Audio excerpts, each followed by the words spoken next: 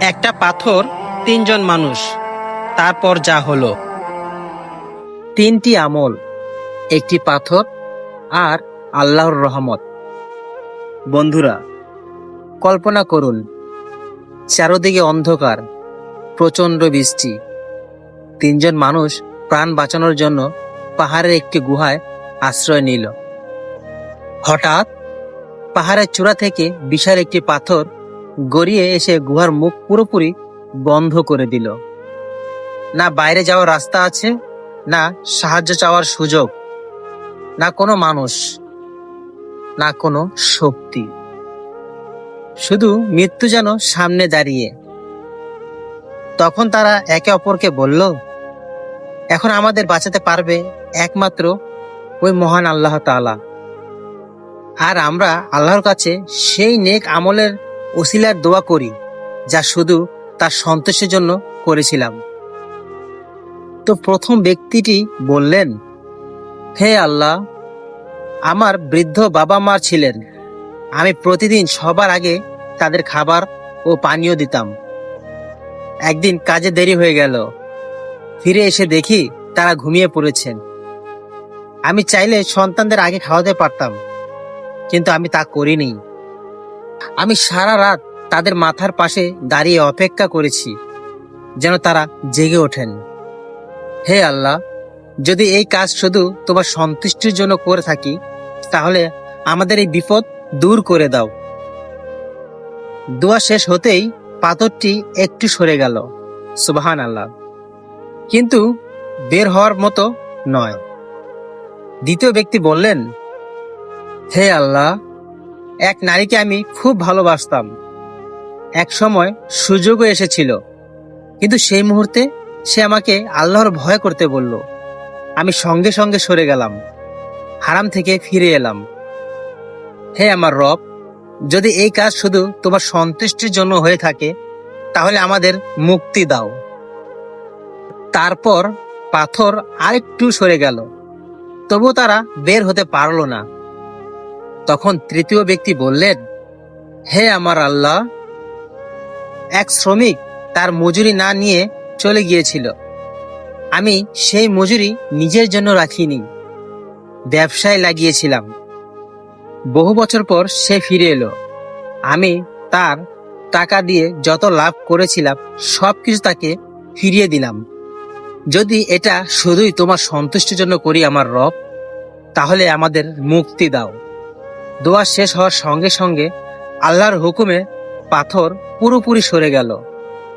তিনজন ব্যক্তি নিরাপদে বেরিয়ে এলেন।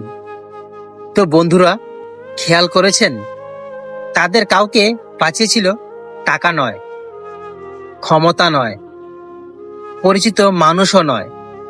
তাদের বাঁচিয়েছিল এমন তিনটি আমল যা তারা একান্তই ওই আল্লাহর সন্তুষ্টির জন্য করেছিল।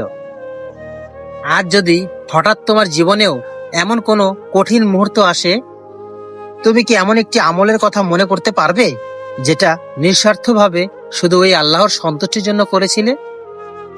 হয়তো আজকের একটি গোপন নেক আমলই একদিন তোমার মুক্তির কারণ হবে। মহান আল্লাহ তাআলা আমাদের সবাইকে এমন আন্তরিক আমল করার তৌফিক দান করুন, আমিন।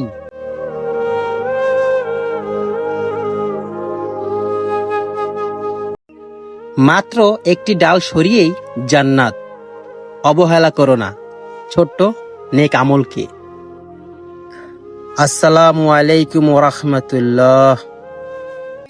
বন্ধুরা, আমরা অনেক সময় ভাবি জান্নাত পাওয়ার জন্য হয়তো খুব বড় বড় আমল করতে হবে, কিন্তু রাসূল সাল্লাল্লাহু আলাইহি ওয়াসাল্লাম আমাদের এমন একটি ঘটনা শুনিয়েছেন যা হৃদয়ে কাঁপিয়ে দেয়।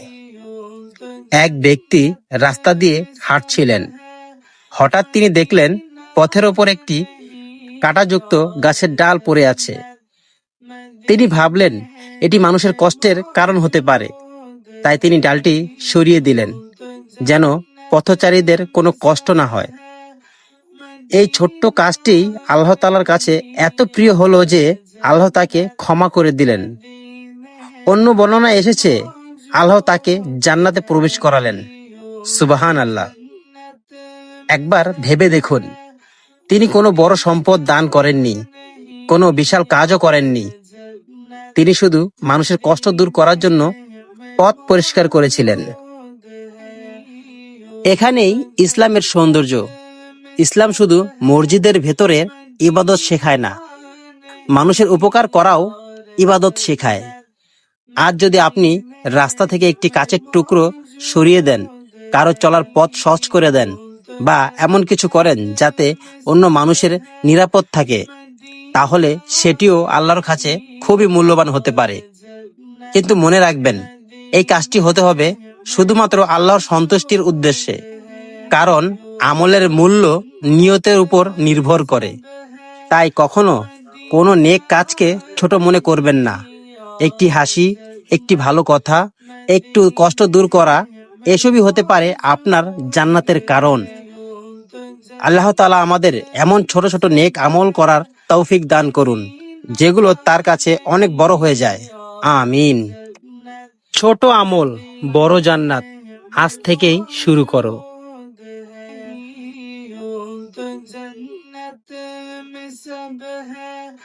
मदीना नहीं और जन्नत मदीने में मौजूद है। আসসালামু আলাইকুম ওয়া রাহমাতুল্লাহ। বন্ধুরা, আমরা সবাই আল্লাহর কাছে দোয়া করি, কিন্তু এমন কিছু মানুষ আছেন যাদের দোয়া আল্লাহ তাআলা বিশেষভাবে কবুল করেন। আজ আমরা সহিহ হাদিসের আলোকে এমন 3 জন মানুষের কথা জানব। রাসূল সাল্লাল্লাহু আলাইহি সাল্লাম বলেছেন, 3 ব্যক্তির দোয়া প্রত্যাখ্যান করা হয় না। প্রথম ব্যক্তি, ন্যায়পরায়ণ শাসক, যে ক্ষমতা পেয়েও মানুষের প্রতি ইনসাফ করে। আল্লাহ তার দোয়া বিশেষভাবে মর্যাদা দেন। এখান থেকে শিক্ষা হলো, যার উপর যে দায়িত্ব আছে সে যেন ন্যায় বিচার করে। দ্বিতীয় ব্যক্তি, রোজাদার, ইফতারের আগ পর্যন্ত। রোজা শুধু ক্ষুধা আর তৃষ্ণা নয়, এটি তাকওয়া অর্জনের একটা ইবাদত। তাই রোজার সময় বেশি বেশি দোয়া করা উচিত। আর তৃতীয় ব্যক্তি হলো মজলুম বা অত্যাচারিত ব্যক্তি। রাসূল সাল্লাল্লাহু আলাইহি সাল্লাম সতর্ক করেছেন, মজলুমের দোয়া থেকে বেঁচে থাকো, কারণ তার দোয়া ও আল্লাহর মাঝে কোনো পর্দা থাকে না। তাই কাউকে কষ্ট দেওয়ার আগে বারবার চিন্তা করা উচিত। তো বন্ধুরা, আমরা হয়তো ন্যায়পরায়ণ শাসক নই, কিন্তু আমরা রোজা রাখতে পারি এবং কারো ওপর জুলুম না করার চেষ্টা করতে পারি। চলুন না, আজ থেকেই আমরা প্রতিজ্ঞা করি, কারো অধিকার নষ্ট করব না, রোজার সময় বেশি বেশি দোয়া করব, সব কাজে আল্লাহকে ভয় করব। মহান আল্লাহ তাআলা আমাদের দোয়া কবুল করুন এবং জুলুম থেকে হেফাজত করুন। আমিন ইয়া রাব্বুল আলামিন।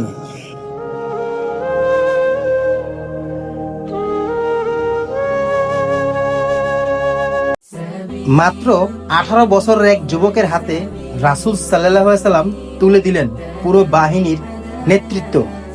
ওসামা ইবনে জাহিদ রাদিয়াল্লাহু তাআলা এর অনুপ্রেরণার গল্প। বিসমিল্লাহির রহমানির রহিম। আসসালামু আলাইকুম ওয়া রাহমাতুল্লাহ।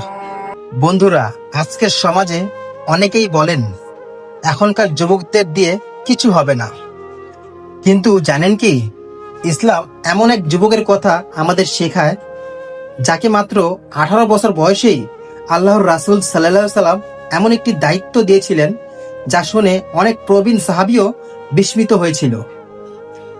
আজকের এই গল্প শুধু ইতিহাস নয়, এটি প্রতিটি তরুণদের জন্য আত্মবিশ্বাস, দায়িত্ববোধ এবং ঈমানের এক অসাধারণ শিক্ষা। ওসামা রাদিয়াল্লাহু তাআলা কে ছিলেন? তিনি ছিলেন হযরত ওসামা ইবনে জাহেদ রাদিয়াল্লাহু তাআলা আনহু। তার বাবা ছিলেন জাহেদ ইবনে হাসিরা রাদিয়াল্লাহু তাআলা। রাসূল সাল্লাল্লাহু আলাইহি সাল্লাম এর অন্তত প্রিয় সাহাবী। আর ওসামা রাদিয়াল্লাহু তাআলাকেও রাসূল সাল্লাল্লাহু আলাইহি সাল্লাম গভীর স্নেহ করতেন। সাহাবীরা তাকে ভালোবাসতেন এবং তার সুন্দর চরিত্রের প্রশংসা করতেন। ঐতিহাসিক ঘটনা। হিজরি শেষ সময়ে রোমান সীমান্তের দিকে এক বাহিনী পাঠানোর সিদ্ধান্ত নেন রাসূল সাল্লাল্লাহু আলাইহি ওয়াসাল্লাম। এই বাহিনীতে ছিলেন ইসলামের বহু অভিজ্ঞ সাহাবী, কিন্তু সেনাপতি হিসেবে তিনি নির্বাচন করলেন তরুণ উসামা ইবনে জায়েদ রাদিয়াল্লাহু তাআলাকে। কিছু মানুষের মনে প্রশ্ন দেখা দিল, এত অল্প বয়সে একজন যুবক কিভাবে এত বড় বাহিনী নেতৃত্ব দেবেন?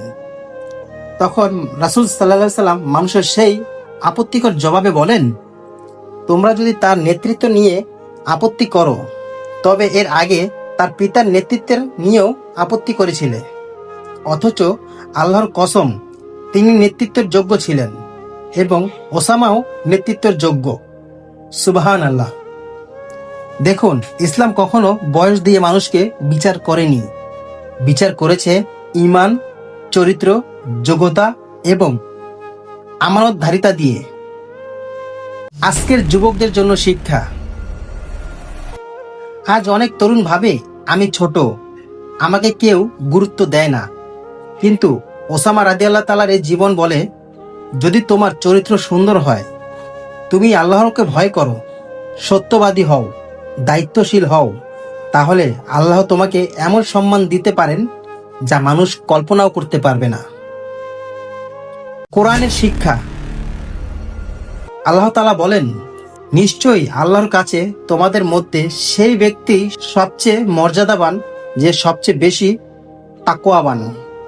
সূরা আল হুজরাত আয়াত 13। অর্থাৎ মর্যাদা মাপকাঠির বয়স, বংশ বা সম্পদ নয়, প্রকৃত মর্যাদা হলো তাকওয়া। তাই ইয়াং জেনারেশনের জন্য আমার শেষ কথা,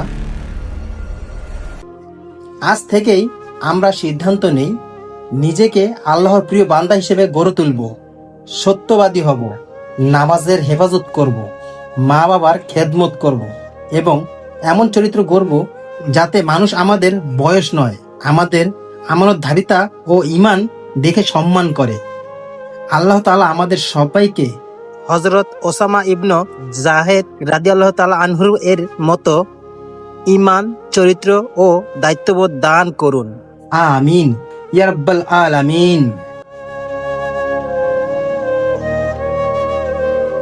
এই শাস্তি জাহান্নামের আগেই যে শাস্তি শুরু হয়। গত পর্বে বলেছিলাম, গুনাহে এমন একটি শাস্তি আছে যা মৃত্যুর পর নয়, অনেক সময় দুনিয়াতেই শুরু হয়ে যায়। জানেন সেটা কি? হৃদয়ের মৃত্যু। যখন গুনাহ করতে করতে মানুষ আর গুনাহকে গুনাহ মনে করে না, যখন আজান শুনেও বুক কেঁপে ওঠে না, যখন কোরআনের আয়াত কানে যায় কিন্তু এর হৃদয়ে পৌঁছায় না, যখন চোখে পানি আসে সিনেমা দেখে কিন্তু আল্লাহর ভয়ে না, তখন বুঝে নিন সমস্যা শুধু জীবনে নয়, এই হৃদয়ের ভিতরেও। সবচেয়ে ভয়ঙ্কর বিষয় কি জানেন? মানুষ তখনও হাসে, ঘুরে বেড়ায়, ভিডিও বানায়, ব্যবসা করে, সবই করে, কিন্তু তার হৃদয় ধীরে ধীরে আল্লাহর স্মরণ থেকে দূরে চলে যায়। এটা এমন এক ক্ষতি যা টাকা দিয়ে পূরণ করা যায় না।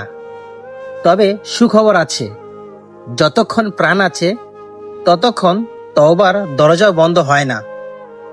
আজ যদি সত্যিকারের অর্থে আল্লাহর দিকে ফিরে আসো, তাহলে যে হৃদয় গুনাহে কঠিন হয়ে গেছে, আল্লাহ চাইলে সে হৃদয়ও আবার জীবিত করে দিতে পারেন। তাই আজই ফিরে আসুন, কারণ আমরা জানি না আমাদের পরবর্তী নিঃশ্বাসটি আদৌ লেখা আছে কিনা। ধন্যবাদ, সবাই ভালো থাকবেন। আসসালামু আলাইকুম ওয়া রাহমাতুল্লাহি ওয়া বারাকাতুহু।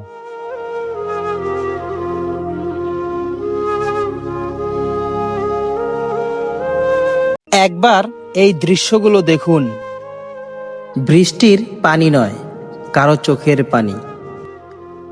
আজ সারাদিন ধরে আকাশ কাঁদছে, কিন্তু জানেন, আজ শুধু আকাশই কাঁদছে না, কাঁদছে হাজারো পরিবার। কারো ঘরে হাঁটু সমান পানি।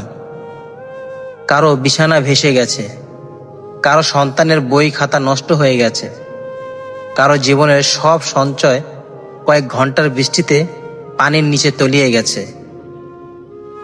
আমরা অনেকেই জানালার পাশে বসে বৃষ্টির সৌন্দর্য দেখি, এক কাপ চা হাতে নিয়ে বলি, আহ কি সুন্দর আবহাওয়া। কিন্তু ঠিক সেই সময় কোথাও একজন মা ভিজে যাওয়া চাল শুকানোর চেষ্টা করছে, কোথাও একজন বাবা মাথায় করে সন্তানকে নিরাপদ জায়গায় নিয়ে যাচ্ছে, কোথাও একটি শিশু ভিজা কাপড় পরে সারা রাত কাটানোর প্রস্তুতি নিচ্ছে। একবার ভেবে দেখুন, যে বিছানায় আপনি নিশ্চিন্তে ঘুমান, আর সেই বিছানাটাই হয়তো কারো পানিতে ডুবে আছে। যে রান্নাঘরে প্রতিদিন আগুন জ্বলে, আর সেখানে শুধু কাদামাটি আর নোংরা পানি। বন্ধুরা আমার, মানুষের আসল পরিচয় সুখের দিনে নয়, বিপদের দিনে। আজ যদি আপনার প্রতিবেশীর ঘরে পানি ঢুকে থাকে, যদি আপনার পরিচিত কোনো পরিবার কষ্টে থাকে, তাহলে অন্তত একবার তাদের খোঁজ নিন। এক প্যাকেট শুকনো খাবার দিন, এক বোতল বিশুদ্ধ পানি দিন, একটি শুকনো কাপড় দিন, অথবা একটি আন্তরিক সাহায্যের হাত। হয়তো আপনার কাছে ছোট, কিন্তু তাদের কাছে পৃথিবীর সবচেয়ে বড় উপহার। আজ যদি সাহায্য করার সামর্থ্য নাও থাকে, তাহলে অন্তত তাদের জন্য আন্তরিকভাবে দোয়া করুন। হে আল্লাহ, আপনি আমাদের এই দেশকে নিরাপদ রাখুন। যারা আজ বন্যায়, জলাবদ্ধতায়, দুর্যোগে কষ্ট পাচ্ছেন, তাদের কষ্ট সহজ করে দিন। যাদের ঘরবাড়ি ক্ষতিগ্রস্ত হয়েছে, তাদের উত্তম প্রতিদান দিন। নিহতদের ক্ষমা করুন, আহতদের সুস্থতা দান করুন, এবং অসহায়দের জন্য সহজ ব্যবস্থা করে দিন। হে আল্লাহ, আমাদের অন্তরে দয়া, সহানুভূতি এবং মানুষের পাশে দাঁড়ানোর তৌফিক দান করুন। আমিন। মানুষের পাশে দাঁড়ান, আল্লাহ তাআলা আপনার পাশে থাকবেন।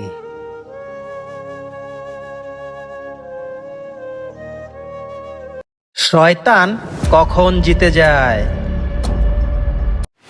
শয়তানের সবচেয়ে বিপজ্জনক ফাঁদ। শয়তান যদি আজ তোমাকে গুনাহ করাতে চায়, সে কি এসে বলবে, চলো জাহান্নামে যাও? না, সে এত বোকা নয়। সে জানে একজন মুসলিম কখনো জাহান্নাম চাইবে না, তাই সে অন্য রাস্তা বেছে নেয়। সে তোমাকে বলে, আজকে নামাজটা পরে পড়ো, আর 5 মিনিট ভিডিও দেখো। আজ একটা মিথ্যা কথা বললে কিছু হবে না। আজ না হয় তওবাটা বাদ থাক, কাল থেকে শুরু করো। দেখছো, সে কখনো তোমাকে বড় গুনাহ দিয়ে শুরু করায় না। সে শুধু তোমার আজকের একটা সিদ্ধান্ত বদলে দেয়। তারপর একদিন নামাজ শুধু অভ্যাস হয়ে যায়, ইবাদত থাকে না। কোরআন পড়ো, কিন্তু হৃদয় কাঁপে না। দোয়া করো, কিন্তু চোখে পানি আসে না। তারপরও তুমি ভাবো, আমি তো ঠিকই আছি। এটাই সবচেয়ে ভয়ঙ্কর, কারণ যে মানুষ নিজের অসুস্থতাই বুঝতে না পারে, তার চিকিৎসাও হয় না। কিন্তু গুনাহের এমন একটি শাস্তি আছে, যেটা জাহান্নামের আগেই শুরু হয়ে যায়। আর সবচেয়ে আশ্চর্যের বিষয়, অনেক মানুষ সেই শাস্তি ভোগ করছে, অথচ বুঝতেই পারছে না। সেটা কি? পরের পর্বে দেখুন। ক্ষমতা চিরদিন থাকে না, অন্যায়ের বিচার একদিন হবেই। পৃথিবীতে শক্তি, ক্ষমতা আর প্রভাব দিয়ে অনেক সময় সত্যকে চাপা দেওয়া যায়। অনেক নিরপরাধ মানুষ অন্যায়ের শিকার হয়, অনেক দুর্বল জাতি ন্যায্য অধিকার থেকে বঞ্চিত হয়। কিন্তু একজন মুমিন বিশ্বাস করে, দুনিয়ার আদালত ভুল করতে পারে, মানুষের বিচার পক্ষপাতদুষ্ট হতে পারে, কিন্তু আল্লাহর আদালতে কোনো জুলুম, কোনো প্রতারণা, কোনো অবিচার গোপন থাকবে না। আজ যদি কোনো শক্তিশালী রাষ্ট্র দুর্বল মানুষের অধিকার কেড়ে নেয়, যদি নিরাপদ মানুষের অধিকার কেড়ে নেয়, যদি নিরাপরাধ মানুষের রক্ত ঝরে, যদি সত্যকে মিথ্যা আর মিথ্যাকে সত্য বানানোর চেষ্টা হয়, তবুও আল্লাহ সবকিছু দেখছেন। তাই আমরা অন্যায়ের বিরুদ্ধে কথা বলবো, কিন্তু ন্যায় ও সত্যের সীমা অতিক্রম করব না। কারণ একজন মুমিনের পরিচয় হলো সে জুলুম করে না আর জুলুমকে সমর্থনও করে না। মনে রাখবেন, ক্ষমতা চিরস্থায়ী নয়। একদিন সবাইকে সেই মহান রবের সামনে দাঁড়াতে হবে, যেখানে কোনো সুপার পাওয়ার, কোনো প্রভাব, কোনো পক্ষপাতিত্ব কাজ করবে না।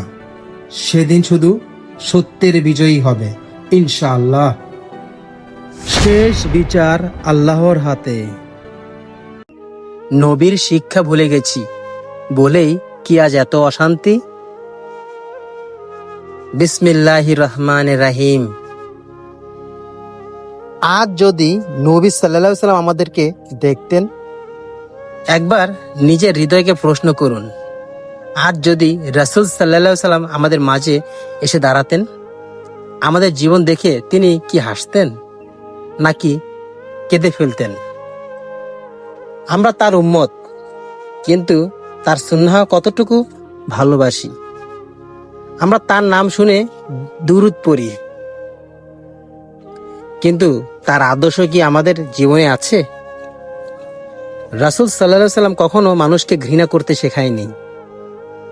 তিনি শিখিয়েছেন, সত্য বলো, যদিও তা তোমার বিরুদ্ধে যায়। আমানত রক্ষা করো, মা বাবার সম্মান করো, প্রতিবেশীর হক আদায় করো, ক্ষুধার্তকে খাওয়াও, এতিমের মাথায় স্নেহের হাত রাখো, ক্ষমা করতে শিখো, অহংকার নয় বিনয়কে বেছে নাও। তিনি আরো বলতেন, তোমাদের মধ্যে সেই সর্বোত্তম যার চরিত্র সর্বোত্তম। আজ আমরা কত সহজেই মানুষকে কষ্ট দেই, মিথ্যা বলি, গীবত করি, অন্যের সম্মান নষ্ট করি, তারপরও ভাবি আমরা ঠিক আছি। মহান আল্লাহ তাআলা কোরআনে বলেছেন, নিশ্চয়ই আল্লাহর রাসূলের মধ্যে তোমাদের সর্বোত্তম আদর্শ রয়েছে। তাহলে আমরা কাকে অনুসরণ করছি?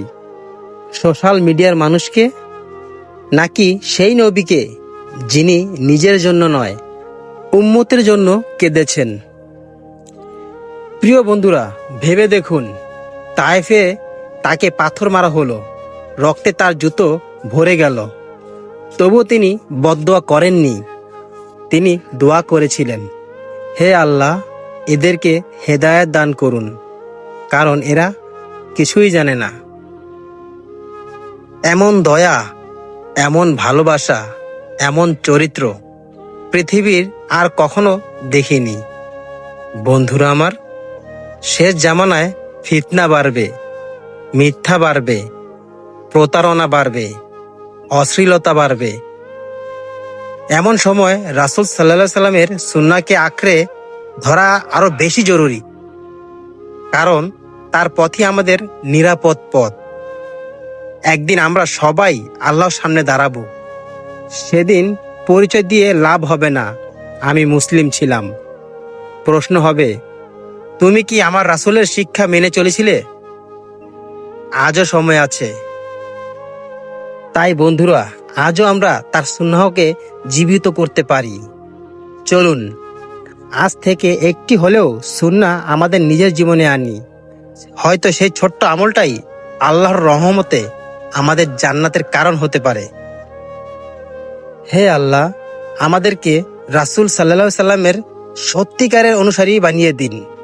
তার সুন্নাহ অনুযায়ী জীবন কাটানোর তৌফিক দান করুন এবং কিয়ামতের দিন তার হাউজে কাউসারের পানি পান করার সৌভাগ্য দান করুন। আমিন। সুন্নাহকে জীবনের অংশ বানান।